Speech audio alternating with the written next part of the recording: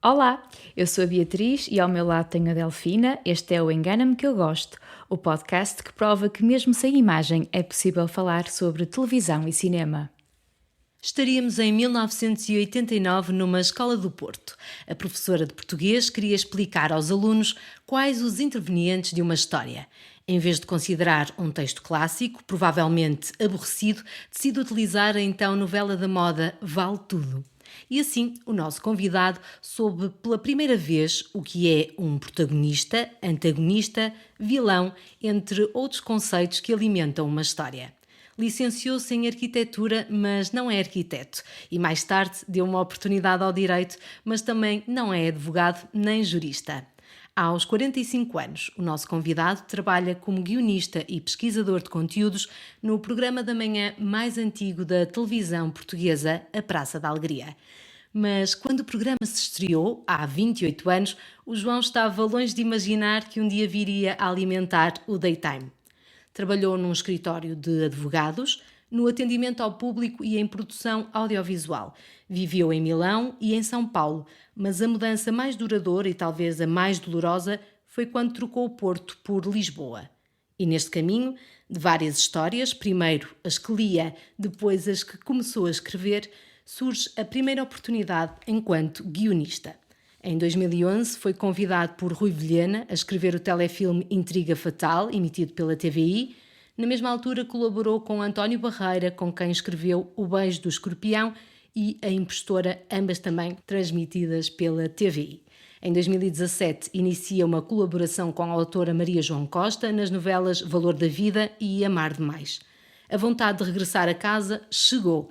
Abala para o Porto, entra na praça, aquela que é da alegria, escreve para o Jorge e para a Sónia, como os colegas da produção costumam explicar aos convidados. O que é isto de escrever para apresentadores de televisão?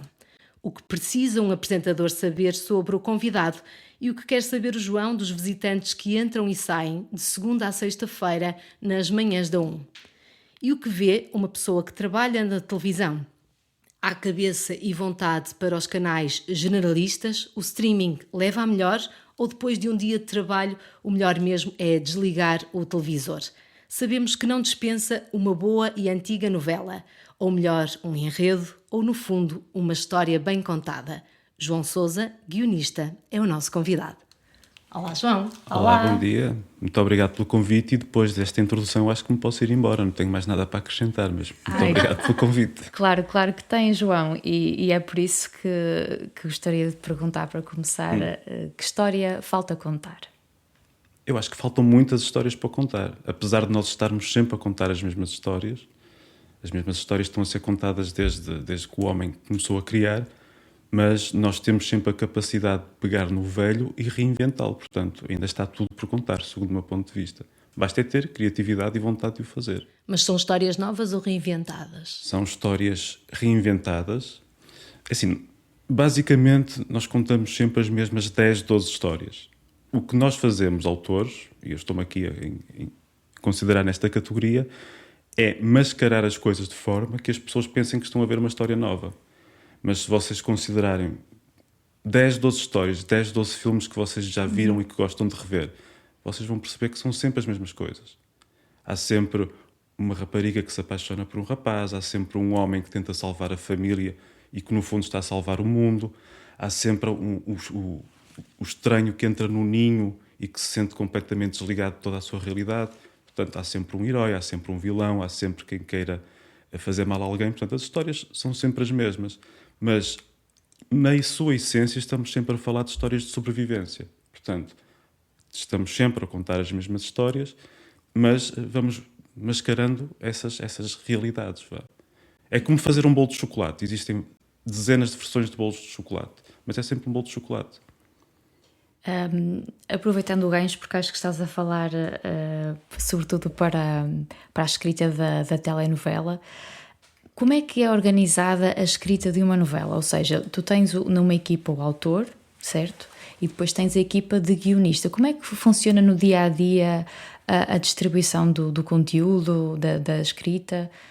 Há uma Sim. ideia, depois vocês escrevem consoante as orientações. Podes-nos explicar um bocadinho como é Posso. que funciona? Isto basicamente pode começar de duas formas. Ou uma encomenda do canal, o canal diz ao autor, quero a história X, imaginemos, eu quero uma história que vai ser passada em Angola, para 200 episódios, e o autor tem que criar um universo à volta disso, ou então o próprio autor apresenta uma proposta de história. E eu quero fazer uma história numa aldeia de Trás-os-Montes em que de repente acontece um milagre. Pronto, se o canal comprar essa ideia, o autor começa a desenvolver a história. O ponto de partida é sempre criar uma espinha dorsal que aguente 200 episódios. E aqui é o tradicional. Temos uma heroína, temos o rapaz por quem a heroína se apaixona, temos um vilão que quer atrapalhar esse casal, famílias ricas que parece que têm vergonha de ser ricas, pobres que querem ser ricos, portanto é sempre a mesma coisa. A partir desse momento em que está uma história criada e nós temos que criar cerca de 20 a 30 personagens fixos, o autor vai criando várias histórias e várias possibilidades de desdobramentos desses enredos. Apresenta-se a sinopse definitiva ao canal, o canal aprova. Por regra, os 20 primeiros episódios são sempre escritos pelo autor principal para definir o tom dos personagens. A partir daí, cada autor tem o seu método. Há autores que gostam de trabalhar sozinhos, reunir com a equipa para definir os rumos das personagens, depois o autor escreve o capítulo sozinho e envia para a equipa fazer comentários, ou então há autores que escrevem a chamada grelha do episódio, que é, cada episódio tem 30 cenas, ele faz um resumo de cada cena e distribui para os colaboradores. De quantos colaboradores é que estamos a falar? Ou seja, por norma, um autor pode trabalhar até com quantos guionistas? Bom, isso depende das realidades. Por exemplo, Portugal, temos, por exemplo, a TVI que trabalha com uma média de autor mais 3, 4 colaboradores e temos a SIC que trabalha com autor mais 6, 7 colaboradores. Mas depois temos casos, por exemplo, na Rede Globo, a Glória Pérez, que ela trabalha sozinha. Portanto, depende muito da forma como o autor quer controlar a história. Eu, pessoalmente, acho que existem mais benefícios do autor trabalhar com o mínimo de pessoas possível. Porque a característica autoral do texto acaba por se manter. Porque quando nós temos 10 pessoas a escrever uma história, a história acaba por ter a sua identidade, as suas características. Mas mesmo assim tu consegues pôr lá a tua colherada, enquanto guionista, a tua colherada criativa. Claro, por exemplo, há guionistas que se conseguem destacar melhor a escrever comédia. Há guionistas que não têm esse talento, que são melhores a escrever drama. E há outros que só conseguem escrever para personagens femininos, outros só para personagens masculinos. Portanto, cabe ao autor depois fazer esse equilíbrio. Essa distribuição. E depois, por exemplo, o autor pode perceber que um guionista que acha que só sabe escrever comédia, que até tem características que ajudam a escrever drama. E o autor vai experimentando isso. Corre bem? Corre mal, volta para a sua praia. E às vezes acontece o guionista apegar-se a uma personagem e querer alterar um bocadinho o rumo e levar as suas ideias avante, mesmo que essas ideias sejam o oposto daquilo que o autor pensou para a personagem. O guionista tenta sempre subverter o personagem que gosta. Mas aí entra o autor principal que não deixa. Porque o autor principal é que tem a visão. Se o autor principal tem a visão de que aquele personagem tem que ser um mártir, o guionista colaborador não pode desvirtuar esse personagem porque está a furar a história. A história pensada deixa de fazer sentido. Acontecia-me muitas vezes, enquanto colaborador, eu escrever uma cena num tom mais cómico ou mais dramático e depois o autor rejeitar a minha proposta.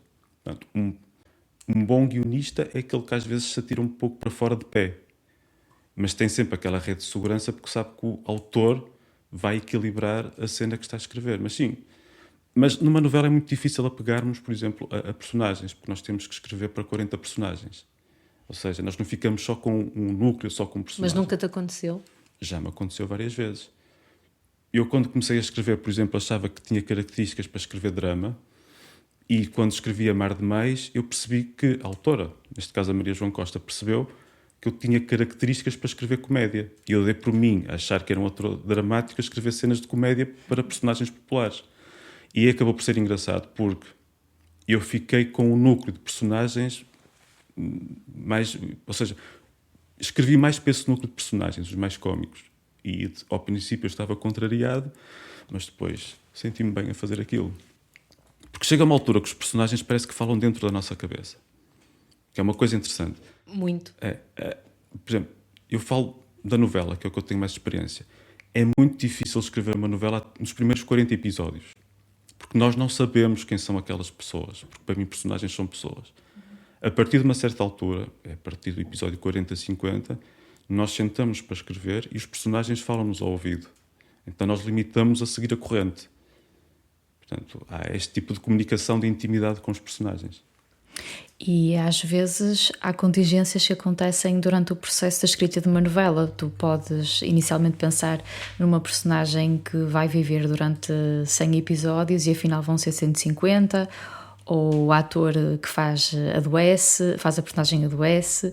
Há assim algumas peripécias. Não é? Exatamente. Como é que até no caso da pandemia vocês conseguiram contornar, não sei se conseguiram ou se foi difícil, a pandemia, como é que ela... Quando a pandemia apareceu, nós estávamos a meio da escrita da telenovela Amar Demais. E ao princípio nós pensávamos que era uma situação de 15 dias e durante 15 dias não trabalhamos, ficamos a ver o que ia acontecer. Quando começamos a perceber que a coisa era mais séria, aí tivemos que tomar medidas bastante drásticas. A novela já estava no ar. A novela ainda não estava Ainda não no ar. estava, ok. A novela estreou em setembro de 2020. Foi por aí. Mas já estava em gravações. Já estava em A todo o gravações, gás. tivemos bastantes problemas, porque houve atores que estavam a gravar que, por causa da Covid, não quiseram gravar mais, rejeitaram os personagens, então esse personagem teve que ser regravado com outro ator. Tivemos o caso de morte de 2 atores no elenco, então teve que se regravar também essas cenas todas. E por exemplo, no caso da Covid, a produção estabeleceu uma série de protocolos em que cenas de beijos, cenas de contacto físico, de proximidade, tiveram que ser retiradas. Então eu recordo que eu tive que refazer 200 cenas em 2 semanas que envolviam beijos, contactos físicos, porque os atores começaram a gravar. Então acabou por ser uma novela um pouco mais ascética, porque não tinha tanto contacto físico. E um dos núcleos que nós tínhamos era um bairro popular, em que o bairro de repente ficou sem gente. Era um bairro com ruas vazias, portanto isso acabou por prejudicar o resultado. Quanto à questão de um personagem viver muito ou pouco tempo, nós, quando começamos com reuniões criativas, nós temos sempre a ideia de quem vai durar muito tempo ou pouco tempo. Obviamente que nós produção, não dizem aos atores quantos episódios eles vão durar, porque senão eles perdem a motivação para o fazer. Mas acontece que um personagem que ia viver 40 episódios começa a render e dura a novela toda. E um personagem que ia ser um personagem fixo chega ao episódio 50 e morre porque percebemos que ou o personagem não é bom, ou o ator não está a fazer bem o seu trabalho e temos que o retirar da história. E depois acontecem casos como, por exemplo, na Impostora, nós tínhamos um personagem do Nicolau Breiner que um dia estamos a escrever e informa-nos que o Nicolau Breiner morreu. E era um personagem central na história, que sabia os segredos todos da história, e de repente tivemos que tirar o personagem da novela de uma forma que fosse coerente. Para quem não assistiu à Impostora, como é que vocês deram aí a volta?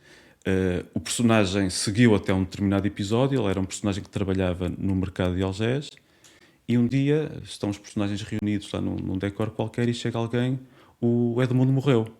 Ou seja, o Edmundo, que era o personagem de Nicolau Breiner, morreu. Então a solução que encontramos foi, ele morreu com um ataque cardíaco e fizemos uma cena em que se filmava supostamente os pés do personagem. Portanto, e a partir daí teve que se reconstruir a história toda. Portanto, foi bastante complicado, por ser quem é, porque o Nicolau Breiner era uma pessoa muito importante na indústria e foi muito difícil fazer esse desfecho. E depois, claro, há situações que temos que ser criativos para tirar o personagem e manter os segredos na história. Vocês, é comum os atores tentarem interferir no rumo das personagens, ou partilharem as suas ideias, ou até quando estão a contracenar, a alterar o diálogo que foi escrito? Como é que vocês lidam com essa relação com os atores? E até pressão. Sim. Eu tenho um princípio. A partir do momento em que eu escrevo uma cena, eu desapego. Porque eu já sei que aquilo vai chegar ao estúdio e os atores vão mudar sugestões de cena, vão mudar diálogo. Portanto, eu desapego. O que interessa é que o conteúdo da cena seja passado. Porque eu também compreendo que não é fácil para um ator gravar no mesmo dia 10 cenas com um contexto longo, e eles tanto podem gravar uma cena do episódio 20, do episódio 100, do episódio 80, portanto, também não é fácil. Eu não sou fundamentalista nessa situação. Claro que, às vezes, há certas piadas que eu escrevo ou certos detalhes que, quando não são gravados, eu fico aborrecido. Mas eu desapego. Quanto às expressões, há atores que, quando começam a ler o texto, querem ser eles a definir o destino da personagem, não concordam com aquilo que a autora faz. Isso depois depende muito também de como a produção vai pegar nisso, porque a produção pode ou ficar do lado da autora, do lado do autor, da atriz. E sim, há sempre pressões. Eu lembro, por exemplo, que na Impostora havia uma atriz que estava sempre a telefonar para o autor da novela a pedir mais cenas. Queria gravar mais. Mas isso depois depende muito, não é? Do jogo de cintura das pessoas. No caso do autor, quando ele começa a pensar e escrever a novela, é comum já ter em mente um ator ou uma atriz para aquele papel em específico? Ou é algo que depois vem com a produção? Como é que é feita a seleção? Sobretudo, digo eu, dos personagens principais, que devem ser a base do enredo, não é? Por regra, quando se apresenta a proposta ou quando se apresenta a sinopse ao canal, não há ideia de quem vai ser quem. Mas quando se começa a escrever os episódios em si, já há uma ideia de quem vão ser os protagonistas. Por exemplo, na Impostora já sabíamos, quando começamos a escrever, que a Dalila Carmo ia ser a protagonista. Mas vocês sabiam porque já havia essa indicação do canal? Foi ou era a autora que referenciou a Dalila para o Não, é o canal. Okay. São atores e atrizes estratégicas do canal. Às vezes acontece, temos aqui, por exemplo, vou enumerar um nome qualquer, Alexandra Lencastre. Temos que fazer uma novela em que Alexandra Lencastre seja a vilã. Pronto, a partir daí, isso cria-se essa história com as características das personagens. Por regra, não se sabe quem é quem. Por regra.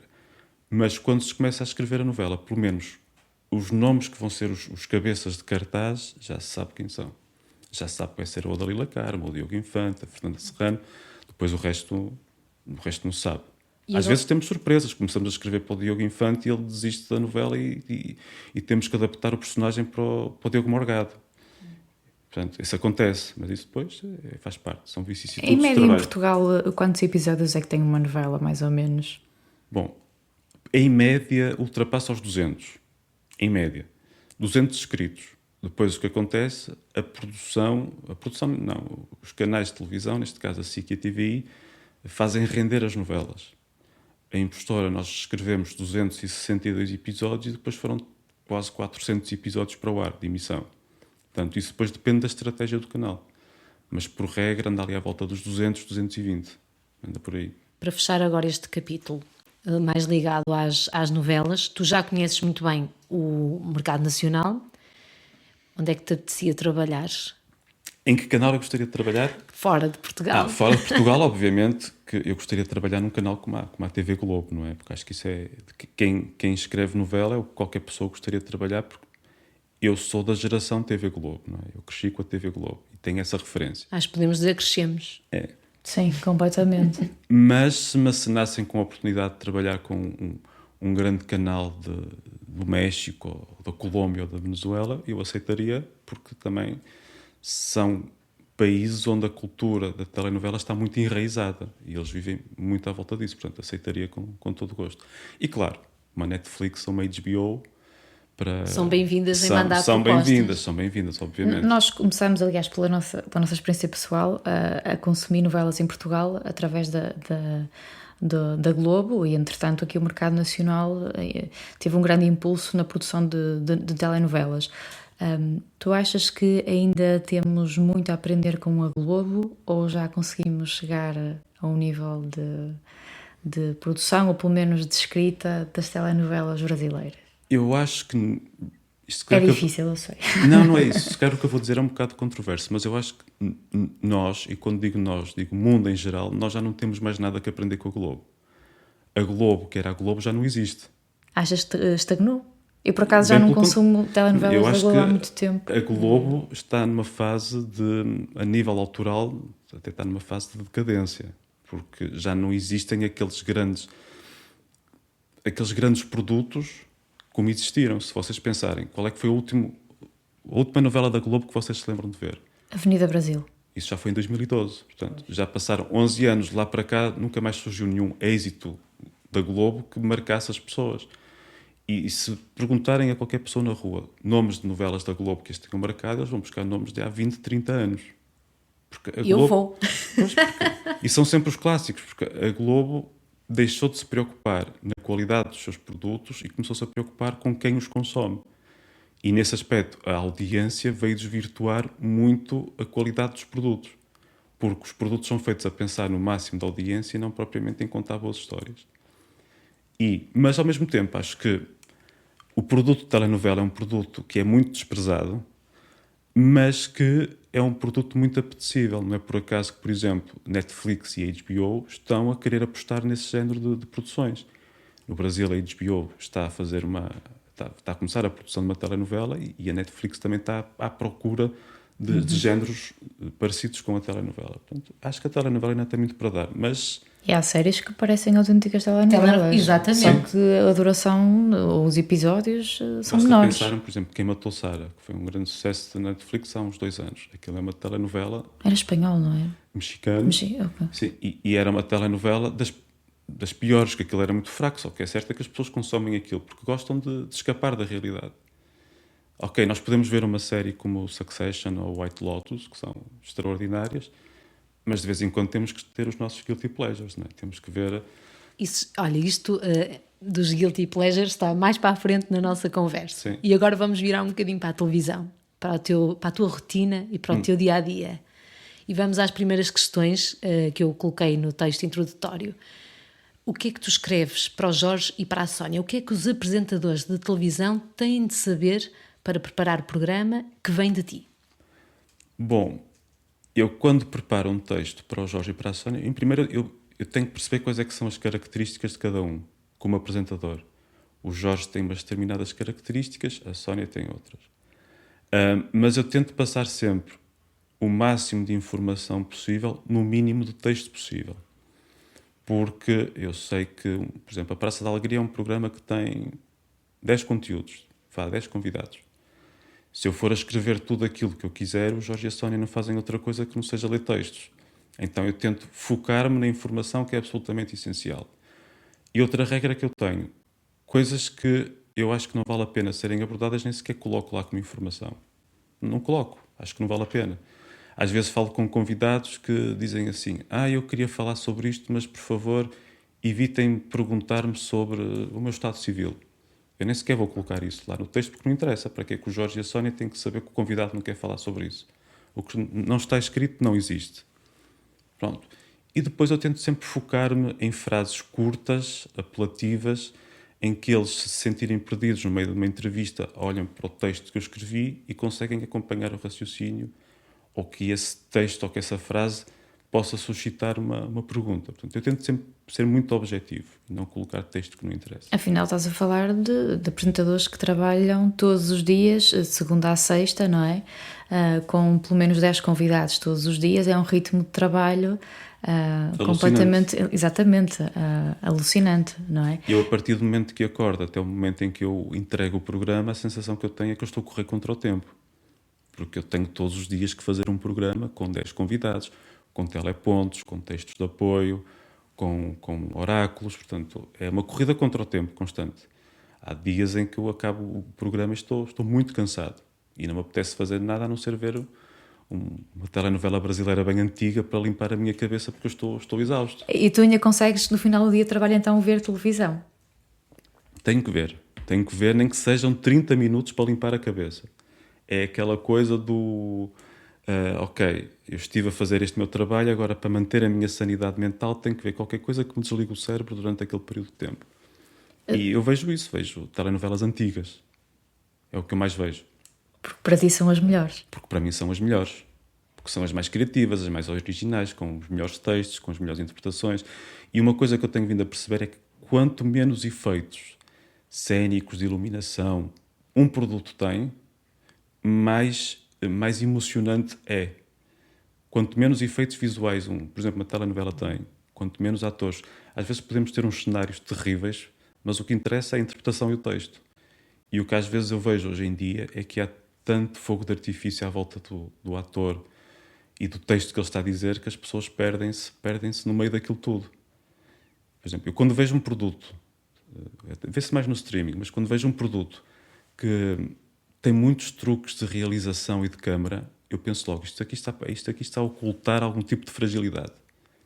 E eu começo a perceber que às vezes a fragilidade que está a ocultar é o texto. O texto é fraco. E um bom ator, quando tem um texto fraco, nem sempre consegue fazer milagres. Então, quando eu vejo uma série com muitos efeitos de câmara, muitos efeitos especiais, eu tipo, ok, isto aqui Porquê é que será é para distrair. assim? Será que é porque o público hoje em dia é mais exigente ou difícil de agarrar? Ou está mais... É fast food. tem mais necessidade desse fogo de artifício do que propriamente... É o efeito fast food. Eu costumo dizer que é o efeito fast food. É vamos consumir isto agora, é divertido, é apelativo, mas quando acabou passado 5 minutos já não te lembras. Mas enquanto estiveste ali a ver, esqueceste da tua vida. Uma audiência efêmera, não é? Esqueceste a tua vida, esqueceste os teus problemas. Por exemplo, a Netflix é uma plataforma que tem muita oferta. Mas se eu te disser assim, diz-me 3 séries da Netflix que tu achas extraordinárias, tu vais demorar um bocadinho a responder. A HBO, por exemplo, é uma plataforma que tem menos oferta, mas tem mais cuidado naquilo que oferece. E se eu te disser, dá-me 3 exemplos da HBO, saltam-te logo 3 exemplos. É verdade, este exercício. É Netflix Eu é para a fast Netflix food. vou discordar, porque vem-me logo à cabeça. Mas aquilo eu que percebo o que consumo. queres dizer. A Netflix Mas tem muita percebo, sim. oferta. E eu atualmente só tenho HBO. Às vezes sinto falta da Netflix por causa desses conteúdos mais leves e lá está, mais ligeiros, em que não tens de pensar tanto. Porque nem todos os dias nos apetece ver uma série muito estruturada, muito Sim, tu pensada. nem todos os dias queres ver o White Lotus ou o Succession, porque são Exatamente. produtos que te fazem pensar. Mas, por exemplo, pensem nas nomeações dos Emmys, todos os anos. Isto vale o que vale. Se vocês forem ver a lista dos produtos que estão nos Emmys, de onde é que eles vêm? HBO. É difícil encontrar um produto na Netflix. Não quer dizer que isto não desmerece o trabalho da Não, Netflix. Porque torna o audiovisual acessível a mais pessoas. E no Mas- fim do dia estamos a falar de uma coisa que se chama entreter, não é? E de entretenimento. E o entreter é isso. Quer seja um entretenimento que nos faz pensar mais um bocadinho ou aquele entretenimento em que estamos para limpar a cabeça. Claro, é tudo entretenimento. É isso que conta. Mas às vezes parece que existe um bocado de preconceito quando ligas a televisão. Parece que, e nós trabalhamos na área, não é? Aquela velha rivalidade entre a informação e o entretenimento. Podemos dizer, obviamente, que precisamos de informação para viver, mas o entretenimento também precisamos dele, também é importante. Às vezes para esses momentos mais ligeiros e desvaziar a cabeça no final do dia de trabalho, mas também às vezes para absorvermos um bocadinho de cultura, de conhecimento. Não sei se sentes muito no teu trabalho às vezes um certo descrédito pela parte do entretenimento e sobretudo depois dentro disso as novelas, não é? Eu vou responder isso de outra forma. Eu acho que, por exemplo, o futuro da televisão aberta está na informação e nos programas ao vivo de entretenimento. É por aí que eu acho que é o futuro da televisão aberta. Já estás a dizer que a Praça da Alegria tem futuro. Sim, a Praça da Alegria, esses programas de daytime em direto, é isso que vai alimentar a televisão do futuro, isso e informação, eventos ao vivo. Quem quiser ver, cada vez mais quem quiser ver ficção, quem quiser ver uma série, uma telenovela, eu acho que o futuro vai passar pelos canais de streaming. E sim, é a casa da ficção, porque eles têm mais disponibilidade para investir em novos produtos e podem arriscar em testar novos produtos. Os canais generalistas, o que é que eles querem? Querem consumidores. Portanto, eles não vão apostar num projeto de televisão que possa ser disruptivo a nível de ficção. Nesse caso, em Portugal, a RTP é a única exceção, porque é o canal que apresenta mais propostas de ficção.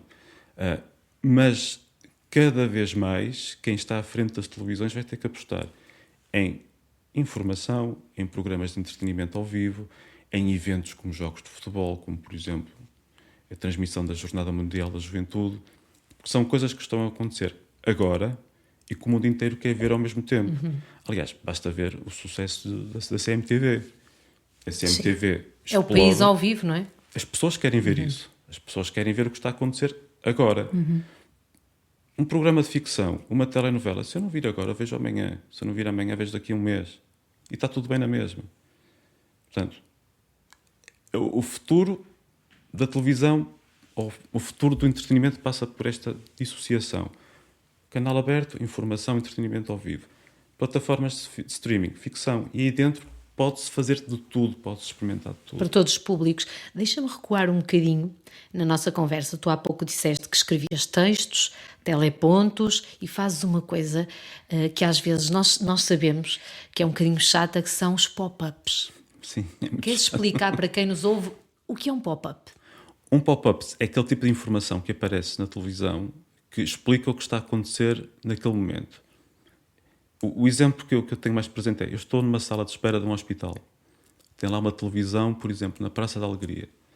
A pessoa está lá sentada à espera da sua consulta e de repente vê lá escrito: Dicas da Praça da Alegria. Aprenda a fazer este bolo de chocolate num piscar de olhos. E a pessoa está a ver aquilo e fica com vontade. Olha, quando chegar a casa quero ver como é que este bolo de chocolate é feito. Ou então, a Praça da Alegria explica. Tiramos todas as suas dúvidas sobre a menopausa. Uma pessoa que esteja a passar em algum sítio e veja aquilo escrito, isto até pode ser interessante. Quando chegar a casa vou ver. Portanto, o pop-up é uma chamada de atenção. Para o bem e para o mal, não é? Para o bem e para o mal. Há sim alguma gralha, porque certamente, pronto, as deste, és um ser humano, não é? Que erra, como todos nós, que já tenhas escrito e que te arrependes profundamente. Já. Ou aquelas gralhas de dar a mão à palmatória. Já, isso acontece basicamente em todos os programas, porque é inevitável que isso aconteça, mas eu lembro-me que uma vez nós tínhamos um convidado que era o João Carlos Brito, que ele estava a explicar expressões populares do Norte. Ui. E eu escrevi um pop-up que dizia assim, na primeira linha, cricas. E em baixo, sabe o que é que significa? Vão ver, por favor. Pronto, sabe o que é que Sabes significa? qual é o episódio da Praça de Chocolate? Não sei, mas é que isso foi meme, porque eu vi isso em várias redes sociais, portanto. Então diz. Foi mesmo isso, cricas, e em baixo o nosso especialista explica o que é, qualquer coisa. Acontece a dar erros ortográficos, mas isso... Mas isso aí nem é um erro propriamente ortográfico ou de concordância, é um termo que é um bocadinho polémico, não sei se é a melhor palavra. Eu cometi um erro. Suscitou, pronto, porque tu foste chamar a atenção de uma palavra muito dúbia, não é? Exatamente, eu cometi um erro, podia ter feito aquilo de outra forma, mas lá está, com a pressão de entregar o programa eu nem sequer raciocinei. E eu, quando escrevo um pop-up, a minha principal preocupação é: tenho que escrever uma coisa que não se torne um meme. É verdade. Queres redimir-te agora? Queres redimir esse pop-up agora? Não, por exemplo, em vez de ter posto crica, eu tinha posto expressões do Norte. Tinha posto uma coisa mais genérica, expressões do Norte. O nosso convidado explica termos divertidos. Mas deixa-me dizer que a imagem que tu tens, que a pessoa que está no hospital, na sala de espera de uma consulta e que leu cricas, o nosso convidado explica o que é. Arrancaste um sorriso a essa pessoa, quase. Sim, certeza com certeza. absoluta. Até posso ter promovido um debate bastante animado. E também ajudaste a que houvesse conteúdo para a internet, para os memes. Sim. Volta e meia também é preciso.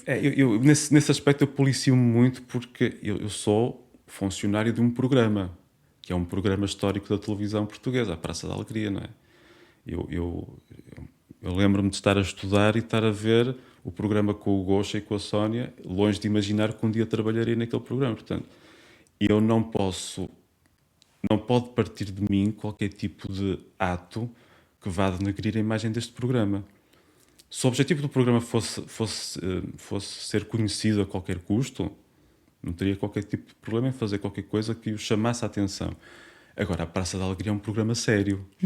Sério dentro do seu divertimento. Portanto, não pode partir de mim qualquer coisa que prejudique o programa. Nesta fase agora mais até romântica, da forma como estás a falar do programa onde trabalhas, o que é que gostas mais, o que gostas menos na tua rotina, neste dia-a-dia, neste ser guionista e pesquisador num programa diário? Deixa-me até completar a Delfina. O trabalho de guionista, no teu caso aqui no programa da manhã, é um trabalho solitário? É uma rotina solitária? Bom, é uma rotina muito solitária. porque a parte boa é que eu posso fazer o meu programa sozinho. Posso fazer o meu programa sozinho, tranquilamente, só dependo daquilo que a produção me entrega. Mas é muito solitário, porque eu, se tiver que ficar em casa a fazer o programa, faço perfeitamente. Mas eu gosto do convívio, gosto de estar com as pessoas, gosto de conversar. Agora, o que eu gosto menos é a pressão de eu ter que entregar todos os dias um programa. Eu não posso parar. Eu não posso procrastinar. Hoje não faço, faço amanhã. A parte boa é que eu aproveito muitas vezes certas histórias que eu ouço e certos convidados que eu conheço para as minhas criações. Para escrever sinopse, para escrever... isto estava um bom personagem de novela, isto estava uma boa história, isto estava um bom romance. Portanto, tudo o que eu aprendo na Praça da Alegria, não sei se um dia me vai servir ou me vai ajudar a escrever qualquer coisa. Portanto, tudo que eu aprendo, desde o bolo de chocolate que vai o chefe fazer, desde a avózinha que faz amêndoas torradas, é potencial para um dia eu escrever qualquer coisa. Não é por acaso que todas as sinopses que eu escrevo e que vou apresentando são tremendamente regionalistas. Porque eu gosto sempre de escrever histórias que se passam em Trás-os-Montes, ou na Beira Alta, ou no Alentejo, em que, por exemplo, um dos personagens é dono de uma fábrica de enchidos. São coisas que são portuguesas. E nesse aspecto eu acho que falta Portugalidade aos produtos portugueses. Principalmente àqueles que passam na televisão aberta. Às vezes acho que há um grande desconhecimento de quem está à frente dessas decisões de audiovisual do Portugal Real. O Portugal Real não são as aldeias em que andam lá e, peço desculpa a expressão, meia dúzia de parolos a dizer umas piadas. O Portugal Real são pessoas dignas, que têm problemas reais e que trabalham com a terra, que gostam e apreciam as suas tradições, que gostam de fumeiro, que gostam de enchido, gostam de cantares ao desafio, gostam de concertinas. E isso não passa na nossa ficção. Portanto, eu um dia gostava de ter a oportunidade de contar essas histórias do Portugal Real para os portugueses, todos, perceberem o que é Portugal, que vai para além de personagens caricatos em bairros típicos, de personagens ricos que moram em mansões e têm empregados que tratam os seus patrões por seu doutor e doutora. E que servem aqueles pequenos almoços. Lindos, maravilhosos. Eu gostava de contar a história de um produtor de enchidos que, por exemplo, tem o sonho de ser o próximo Zé Amaro. Gostava de contar essa história, porque acho que são histórias ricas que Portugal não conhece. E desculpa, estamos quase a terminar. Deixa-me perguntar, estás a trabalhar em alguma coisa diferente para o futuro? Tens algum projeto pessoal em mente? Eu tenho sempre projetos pessoais em mente, esse é que é o problema. Tenho sempre vários projetos. Neste momento estou dedicado à Praça da Alegria, mas obviamente tenho sempre sinopses disponíveis para apresentar a vários produtores, a vários canais de televisão. Eu tenho sempre projetos de romances que se começam a escrever e depois que ficam a aguardar a sua conclusão. Tenho sempre projetos. Se há coisa que não me falta, são projetos. Falta-me tempo para os finalizar. João, não sei se estás preparado para o que aí vem, mas vamos... Não tenhas. Vamos a uma ronda de perguntas rápidas. Vamos lá. E esta é a pergunta 1000 ciclos. Qual o teu guilty pleasure televisivo? Qualquer novela da Globo da década de 80. Queres nomear? E quando acabarem as novelas da Globo da década, o que é que tu vais ver? Vou ver as novelas da Globo da década de 70 que a Globo Play disponibiliza. Ok. Por exemplo, neste momento estou a ver Guerra dos Sexos, estou a ver Roque Santeiro, estou a ver Tieta, portanto eu vou alternando. Mas são esses os meus guilty pleasures. Boa. Olha, agora vamos a uma pergunta mira técnica. Qual o conteúdo televisivo que mais te marcou? O conteúdo televisivo que mais me marcou, curiosamente, foi a Praça da Alegria. Está a ser a Praça da Alegria. Porque foi uma ruptura de tudo aquilo que eu fiz até então e permitiu-me ter a noção da realidade, sair daquele mundo encantado da ficção televisiva e partir para um mundo também ele encantado da realidade portuguesa. E o desafio de todos os dias ter que pôr um programa de 3 horas no ar é uma coisa... As pessoas não têm noção. É como levantar um Boeing 747 e mantê-lo no ar sem hélices e sem comandante durante 3 horas e depois aterrar esse Boeing. Portanto, é complicado. Não diríamos melhor, pois não? Não, diríamos acho que melhor. está ótima. E esta é a pergunta share. O que recomendas ver na televisão atualmente? Na televisão aberta, por incrível que pareça, eu recomendaria ver O Preço Certo. é o programa da televisão portuguesa mais divertido que possa existir. Porque é genuíno, é caótico, é divertido. Nunca sabemos o que vai... Dentro daquilo que nós sabemos que vai acontecer, nós nunca sabemos o que vai acontecer. Porque pode estar o Fernando Mendes a falar com um concorrente e de repente alguém desce da plateia com um saco de compras na mão, ou alguém está ao telemóvel... Doce regional. É verdade. Ou alguém está ao telemóvel a falar com alguém, ou de repente está um cantor e o platô enche de pessoas a dançar. Portanto, na televisão generalista é isto que eu recomendo. Vejam o preço certo, porque é divertido, é genuíno, é autêntico e passa no instante. Sabes, eu sei que isto é um momento de perguntas do João, não é da Beatriz, mas eu tenho que dizer isto. Eu uma vez estava em casa dos meus pais e estava a dar o preço certo e eu estava sentada e de repente parei e começo a ver e comecei a rir e dei por mim a pensar, porquê é que eu não vejo isto mais vezes? Porque realmente aquilo é um inusitado e é uma Portugalidade que acho que qualquer um de nós venha de uma realidade mais do campo ou da cidade que se consegue rever. E eu gostei muito desta resposta, não foi nada pretenciosa e gostei mesmo desta resposta, João. E depois dentro do streaming, eu recomendaria The White Lotus, que acho que é uma série muito bem escrita, e o Succession. Todas as temporadas do White Lotus? Eu prefiro a segunda, mas todas as temporadas e o Succession. Eu gosto muito de produtos que pegam em coisas muito simples e conseguem contar histórias de uma forma simples. Por exemplo, o Succession é uma história que já vimos 1000 vezes, mas aquilo está de tal forma bem escrito e bem interpretado que é como se estivéssemos a ver pela primeira vez. Foi aquilo que eu falei logo no início. Estamos sempre a ver as mesmas histórias contadas de formas diferentes e o Succession é um bom exemplo. Mas achas que aí há um bocadinho daquele folclore, a direção de fotografia, a realização? Eu acho que há, mas ao mesmo tempo não há. Porque lá está, porque é uma coisa tão simples e tão familiar a toda a gente que tu...